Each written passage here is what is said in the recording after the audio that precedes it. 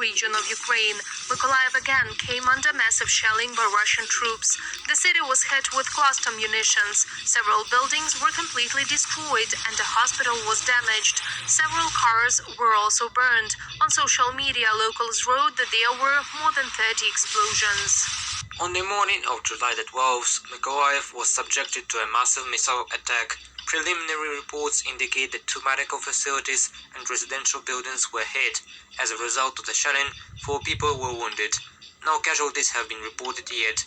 Detailed information is being clarified. Vitaly Kim, head of the Mykolaiv Regional Military Administration. Russian occupiers are trying to advance in eastern Ukraine, in particular in the Bakhmut, Liman and Donetsk directions. However, the Ukrainian Armed Forces hold their positions and repel enemy attacks.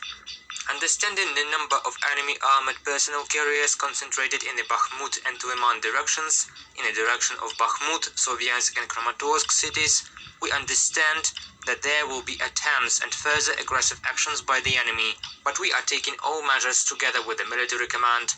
The defense that we are making even more perfect will make it possible to stop the enemy, and then we can already talk about the occupation. Pavlo Kirilenko, head of the Donestk Regional Military Administration. The death toll of Ukrainians in Chasivyar has risen to 34. Among the killed is a 9-year-old child. 9 people were rescued from under the rubble. Employees of the State Emergency Service have already cleared about 70% of the ruins. Meanwhile, the occupied territories of Donbass are on the brink of a humanitarian disaster, according to local authorities. As a result of Russian shelling, main gas pipes were destroyed and the water supply system was blown up. 1 million people were left without water. The humanitarian disaster there would be 100%, not even 90%. When they attacked the cities, they shelled them for months. With everything they had in their arsenal, they destroyed all the infrastructure at that time. You can't rebuild it in a week or a month. I guarantee you, they won't get it done before winter. What will happen to the cities? The heating is a disaster in general. The whole system will be broken. It will explode. Serhiy Haidai, head of the Luhansk Regional Military Administration. Russian troops also continue to shell Kharkiv. The day before, multiple launch rocket systems hit the city, in particular the residential areas of the Kievsky and Saltivsky districts. Several residential buildings, a shopping center and a tire repair shop were destroyed. 6 people were killed and more than 30 wounded.